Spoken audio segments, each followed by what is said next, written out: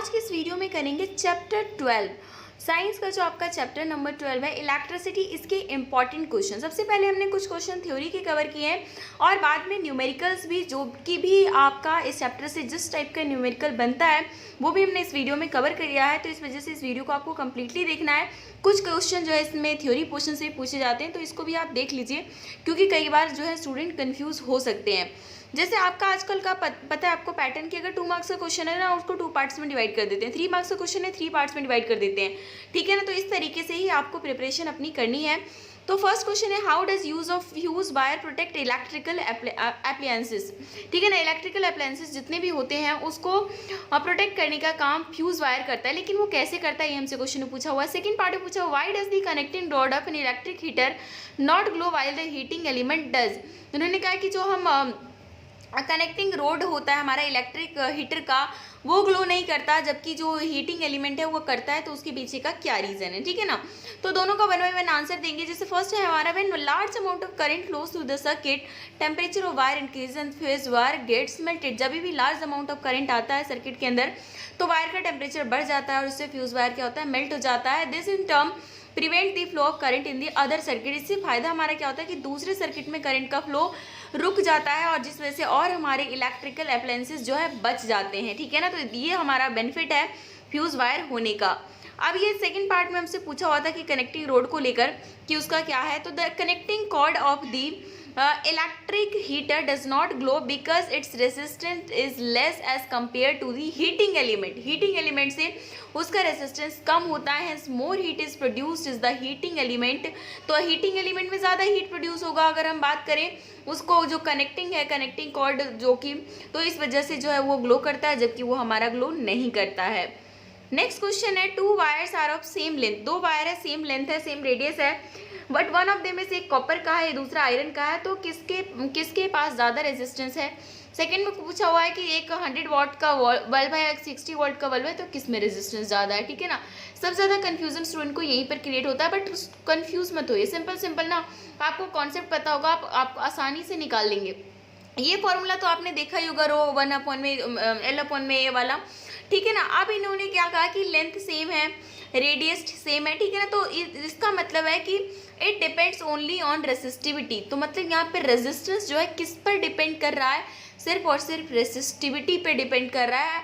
और and it is more for iron, और resistivity iron के लिए जो है ज़्यादा होता है, इस वजह से आयरन का जो है रेसिस्टेंस ज़्यादा होगा as compare to copper. Second part में पूछा हुआ था कि 2 बल्ब है, पावर हमें दिया हुआ है, एक का 100 वाट है, दूसरा का 60 वाट है, तो किस तरीके से निकलेगा। आपको पता होना चाहिए कि रेजिस्टेंस जो होता है ना वो इन्वर्सली प्रोपोर्शनेट होता है पावर का। तो जिसका कम पावर उसमें ज़्यादा रेजिस्टेंस, मीन्स 60 वाट का जो बल्ब है उसमें ज़्यादा रेजिस्टेंस होगा। नेक्स्ट क्वेश्चन है, what happens to the resistance of a circuit if the current through it is double. इन्होंने क्या कहा है कि अगर सर्किट के अंदर हम करंट को डबल कर दें तो रेजिस्टेंस के साथ क्या होगा। सेकंड पार्ट में पूछा हुआ है कि करंट के साथ क्या होगा इन अ सर्किट अगर हम रेजिस्टेंस को डबल कर दें, ठीक है ना। तो ये चीज़ें जो हमसे पूछी हुई है। अब बात आती है कि किसी भी सर्किट के अंदर जो रेजिस्टेंस है क्या वो करंट पे डिपेंड करता है क्या, बिल्कुल नहीं करता। अभी हमने उसका फॉर्मूला देखा, उसमें करंट का तो कोई आया ही नहीं था। तो हमने सम सिंपल लिख देंगे कि the resistance of a circuit does not depend on the current through it. कितना करंट पास हो रहा है उससे उसका रेजिस्टेंस पे जो है कोई इफेक्ट नहीं पड़ने वाला है, इस वजह से कुछ नहीं होगा। सेकेंड पार्ट में क्या पूछा हुआ था कि सर्किट के अंदर करंट का क्या होगा अगर हम रेजिस्टेंस को डबल कर दें। तो इसमें रिलेशनशिप है current and resistance of inverse relationship, एक बढ़ेगा दूसरा घटेगा। तो अगर आप इसको डबल करोगे तो वो आधा हो जाएगा, इसको ट्रिपल करोगे तो वो 1/3 हो जाएगा, ठीक है ना। इस तरीके से आपका ये कॉन्सेप्ट है। नेक्स्ट क्वेश्चन है, how is the voltmeter connected in a circuit to measure the potential difference between 2 points. 2 points के बीच में पोटेंशियल डिफरेंस को मेजर करने के लिए हम वोल्ट मीटर को किस तरीके से कनेक्ट करते हैं। सेकेंड पूछा हुआ है कि एमीटर बर्न्स आउट व्हेन, अगर हम एमीटर को पैरेलल में कनेक्ट कर देते हैं तो वो बर्न आउट हो जाता है, इसके पीछे का क्या रीजन है, ठीक है ना। तो फर्स्ट पार्ट में क्या पूछा होता है कि वोल्ट मीटर जो है हमेशा किस में कनेक्ट किया जाता है, पैरेलल में, to resistance across the point between the which potential differences to be measured. हमेशा आप याद रखना कि जो वोल्ट मीटर है वो पैरेलल में कनेक्ट किया जाता है, जबकि एमीटर जो है वो सीरीज में किया जाता है, क्योंकि पैरेलल में करते हैं तो वो बर्न्स आउट हो जाता है। पर उसके पीछे का क्या रीज़न है ये हमसे पूछा हुआ है। Ammeter consist of a wire of low resistance. Ammeter के पास जो है लो रेजिस्टेंस के वायर होते हैं। When connected in a parallel, अगर हम पैरेलल में इसको कनेक्ट कर दें, a large amount of current passes through it, hence gets burn. अगर जब लार्ज अमाउंट में करंट उसमें पास होगा तो ये बर्न हो जाएगा और शॉर्ट सर्किट की सिचुएशन आ जाएगी, जिस वजह से हम उसको पैरेलली में कनेक्ट नहीं करते हैं। अब हम हमारा यहाँ से हो गया numerical question start. A battery of 9 volt is connected in series with resistance of 0.2 ohm, 0.3 ohm, 0.4 ohm, 0.5 ohm and 12 ohm respectively. How much current would flow through the 12 resistor? 12 resistor से कितना करंट जो है flow होगा, ये हमसे question में पूछा हुआ। तो पोटेंशियल डिफरेंस तो हमें दे रखा है, ठीक है ना।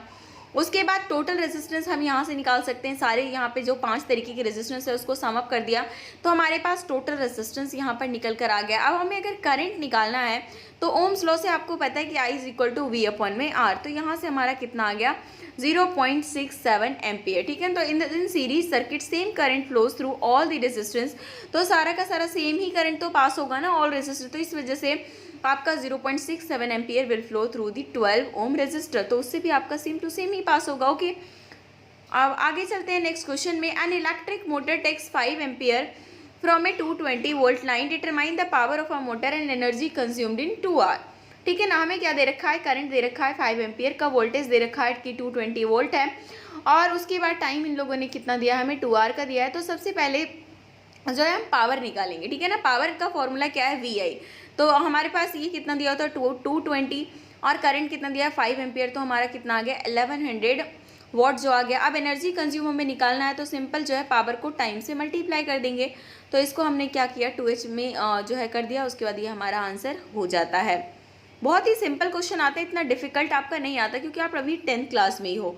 नेक्स्ट क्वेश्चन है 2 lamps, one rated eight 100 what and 100 watt at 220 volt and the other 60 watt at 220 volt are connected in a parallel to electric main supply. What is current to drawn from the line if supply voltage is 220 volt? ठीक है ना, इस तरीके से हमसे question पूछा हुआ है। तो हम सबसे पहले करंट निकालेंगे फर्स्ट लैम्प का, ठीक है ना। फर्स्ट लैम्प का करंट निकालने का फॉर्मूला P अपॉन में V, ठीक है ना। इस तरह हम ऑलरेडी जो है इसका फॉर्मूला करके आए हैं, ठीक है ना, कि आपका जो P होता है वो क्या होता है, VI होता है। तो हम सिंपल I को अगर अलग कर दें तो P अपॉन में V हो जाएगा। ओके, तो अभी अगर हम इसको ध्यान से देखें तो हमारे पास जो है ये दिया हुआ है, ठीक है ना, हमारे पास पावर भी है, हमारे पास ये भी पोटेंशियल डिफरेंस भी है। तो ये इससे हमारा 5 अपॉन में 11 एम्पियर करंट आ गया। दूसरे वाले से 3 अपॉन में 11 होगा। अगर इन्होंने हमने हिसाब से क्या कहा पैरेलली में कनेक्ट हो रहा है तो आप पैरेलली वाला फॉर्मूला लगा दो, ठीक है ना। तो ये हमारा 0.73 एम्पियर यहाँ पर हमारा करेक्ट आंसर हो जाएगा।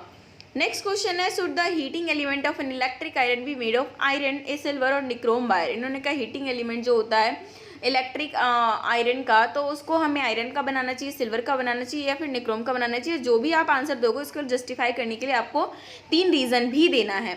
तो heating element of electric iron is made of nichrome wire because of the following reason, क्योंकि निक्रोम की रेसिस्टिविटी काफ़ी हाई होती है, which more heat is produce, जिसकी वजह से ज़्यादा हीट प्रोड्यूस होता है to the passage of current. इसके अलावा उसका मेल्टिंग पॉइंट भी हाई है तो जल्दी से वो पिघलेगा नहीं, and it does not oxidize और burn easily at a high temperature. High temperature पे भी ये ऑक्सीडाइज या फिर बर्न आसानी से नहीं होता, जिस वजह से हम निक्रोम का यूज़ करते हैं। Next, what are the advantages of connecting electrical devices in parallel with the battery instead of connecting them in series. ठीक है ना, सीरीज में कनेक्ट करें तो उसमें और जो हम पैरेलली में करते हैं तो उसका क्या एडवांटेज है, हमसे क्वेश्चन में पूछा हुआ है। तो एडवांटेजेस जो क्या है, voltage across each connecting electrical devices same, क्योंकि सारे इलेक्ट्रिकल डिवाइसेज में वोल्टेज जो सेम जाएगा, and device take current as per its resistance, और अपने रेजिस्टेंस के हिसाब से वो करंट ले लेगा पर्टिकुलर जो भी डिवाइस होगा। सेपरेट ऑन और ऑफ स्विच हम जो है अप्लाई कर सकते हैं सारे डिवाइस के लिए। अगर एक इलेक्ट्रिकल डिवाइस डैमेज भी हो जाता है तो अदर डिवाइस जो है कंटिन्यू करेगा, वो काम करेगा, जिस वजह से हम पैरेलली कनेक्ट करते हैं। और अब उसके बाद ये हमारा लास्ट क्वेश्चन है, एक्सप्लेन दी फॉलोइंग। इसमें से आपको 3 पॉइंट्स होंगे। Why is tungsten use almost exclusively for filament of electric lamp. Electric lamp के फिलामेंट में हम टंगस्टन का ही यूज़ क्यों करते हैं। नेक्स्ट क्वेश्चन है, how does the resistance of wire vary with its area of cross section. Resistance of wire जो है वेरी क्यों करता है उसके जो है क्रॉस सेक्शन के एरिया से। और थर्ड पार्ट में पूछा हुआ है कि why are copper and aluminium wires easily employed for electric transmission. Okay, तो अब सारे के आंसर जो है वन बाय वन देख लेंगे। For filament of electric lamp we require strong metal with high melting point. एक ऐसा मेटल जिसका मेल्टिंग पॉइंट काफ़ी हाई हो, तो इस वजह से उसको टंगस्टन का जो यूज़ किया जाता है for filament of electric lamp because it's melting point is extremely high.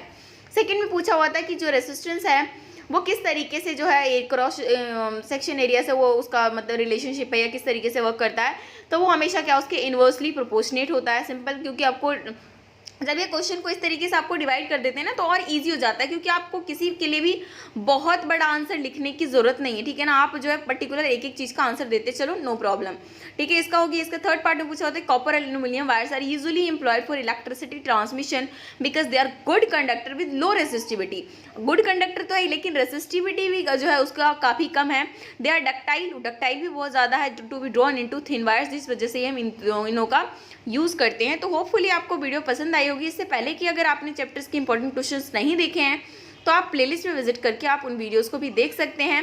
बाकी अपने दोस्तों के साथ भी ज़रूर शेयर कीजिए ताकि लास्ट टाइम पे जो है एग्जाम प्रिपरेशन उनकी अच्छी तरीके से हो सके। और चैनल पे नए जुड़े हैं तो सब्सक्राइब करके बेल आइकन भी क्लिक कर लीजिए ताकि नई वीडियो की नोटिफिकेशन आपको तुरंत मिल सके।